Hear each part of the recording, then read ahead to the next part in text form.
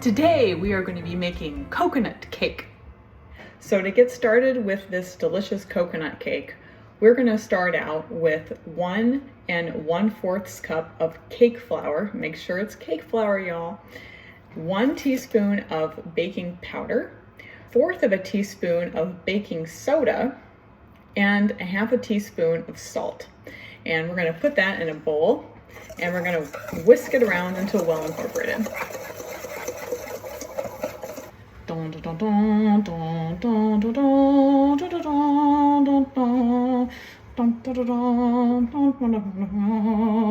Behold the KitchenAid.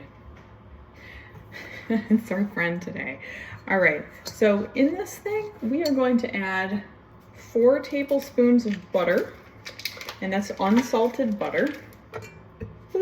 And we are also going to add some sugar. So the sugar is 1/2 cup and 1/3 cup of granulated sugar. And we're going to put that right in our bowl. Put it on low speed. Now I forgot to mention one very important thing is that the butter needs to be at room temperature or else it's just not going to incorporate well into the sugar at all. And also the other thing is that it's really good to have all of your other ingredients at room temperature as well. So the next ingredient we are going to add is vegetable oil. Now you may be wondering why vegetable oil. Well, I do have an answer for you. We interrupt this broadcast for science! Hi. Vegetable or canola oil are great additions to a cake. Now this is because that both of these oils are unsaturated fat and are liquid at room temperature, thus will help retain moisture in your confection.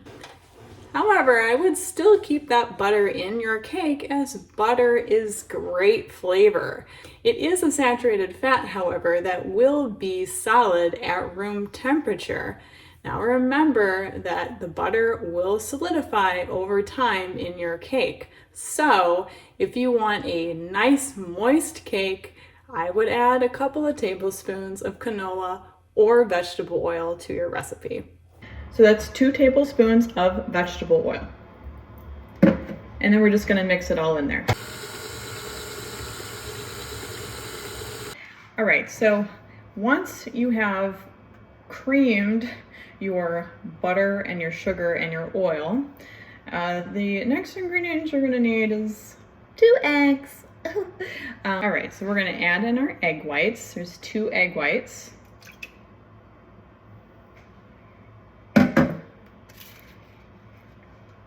We are going to also add 1/4 cup of sour cream. Now you could also use whole milk, whole fat yogurt as well. That could also be a just fine replacement, but sour cream is very good. So I'm going to add this into our mix.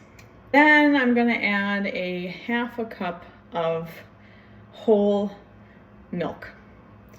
And this is also at room temperature. So in goes our milk.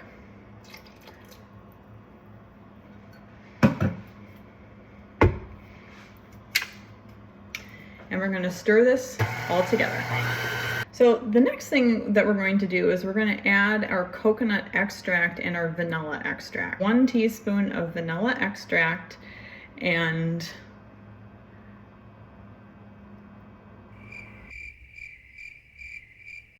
adding 1 teaspoon of vanilla extract and 1/2 teaspoon of coconut extract, and it goes in.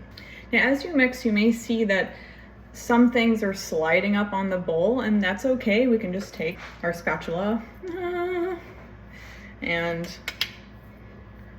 we're gonna just scrape down the sides of the bowl.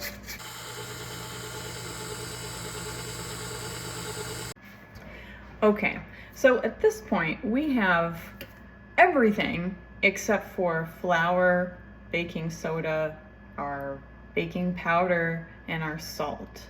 So you could whip this to smithereens and nothing would really change about it too much. you can just whip the crap out of this and it's still gonna be there. The problem is that when we add our flour, which is going to come next, we have to add it rather slowly. This is because the flour contains gluten, which is a protein that doesn't like to be overworked. I mean, it's like a princess. Its idea of exercise is lifting a wine glass.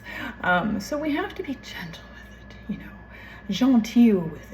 We have to place it in slowly and delicately, so it becomes incorporated and does just a little work, but not too much. Oh yeah, and I forgot to talk about the consequences of overmixing your flour into your fat components.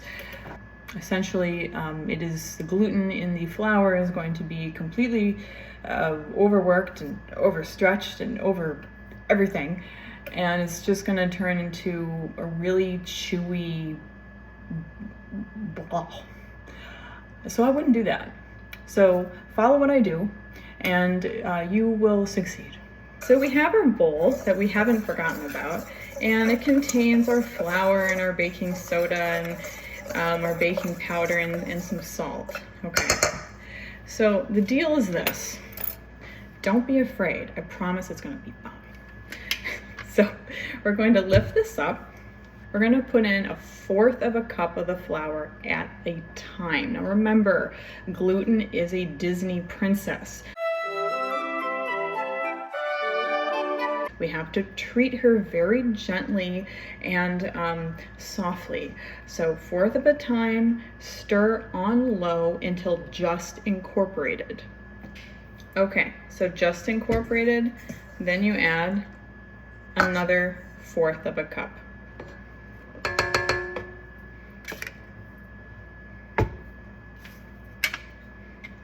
Okay, so continue with this on low. It could be, if you have a KitchenAid, you're going to use stir or 2, and you're going to churn it until just combined.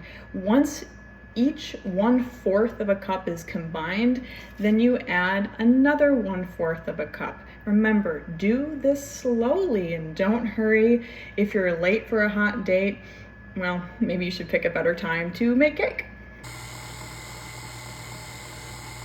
There she blows. See all this nonsense? Yeah, that needs to be scraped up. So just use a spatula and just go along the edges like that, and then continue to stir. All right, so this should be the end result, you guys. That looks really good.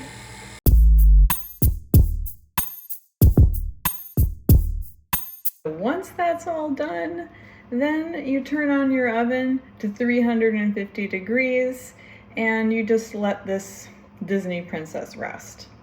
So I know that there's some coconut haters out there, and that's fine, you do you. Some people don't like coconut, some people love coconut. I'm making this cake for my dad's birthday today because he is a coconut fiend, and so am I. However, if you don't want to make a coconut cake, that's okay. The base of this cake, the ingredients, except for the coconut flavoring like the extract and some of the other coconut items that I will put in there, you can just omit. You don't have to add those. You could just add a little bit more vanilla, for example. The same thing will go with the icing, which we're going to make next. Put your cake batter into a prepared 9-inch round cake pan.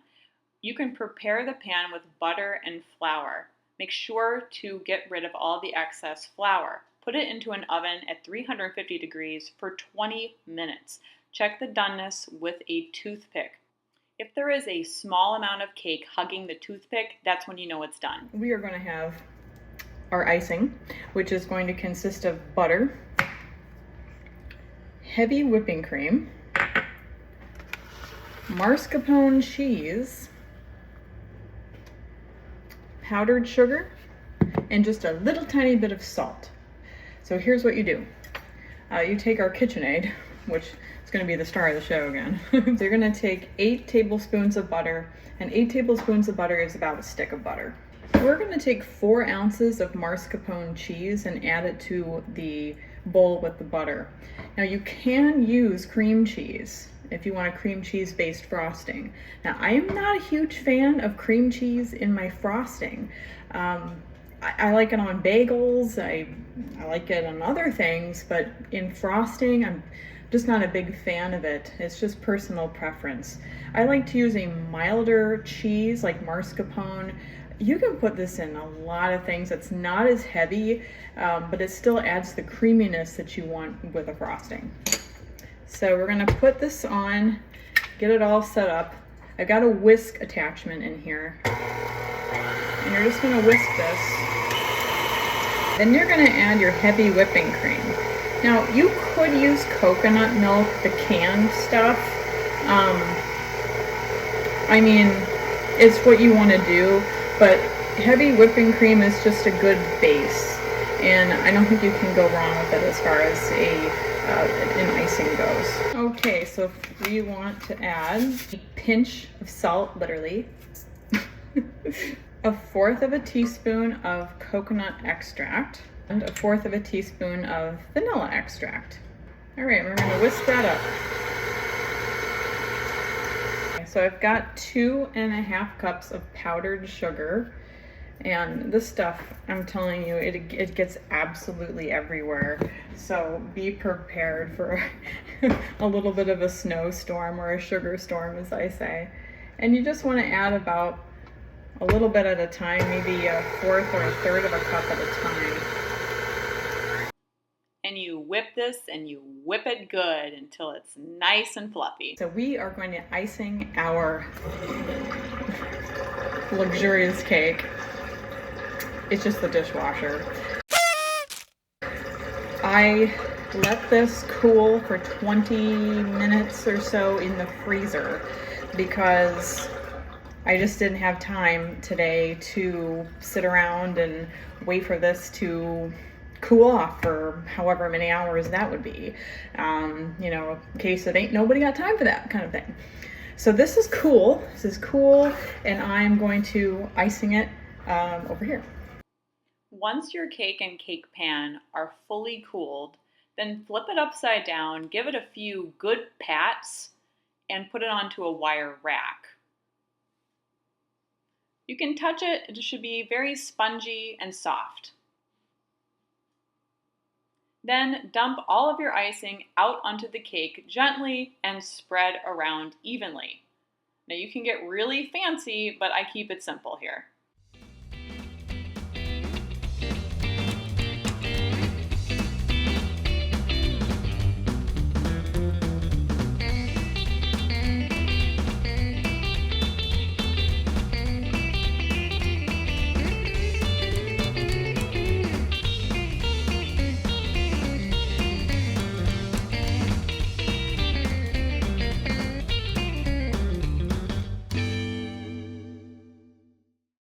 Here we go.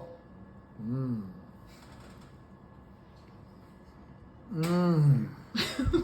Mmm. Mmm. Yum City. Good. Oh, delicious. Happy birthday, Dad. Thank you.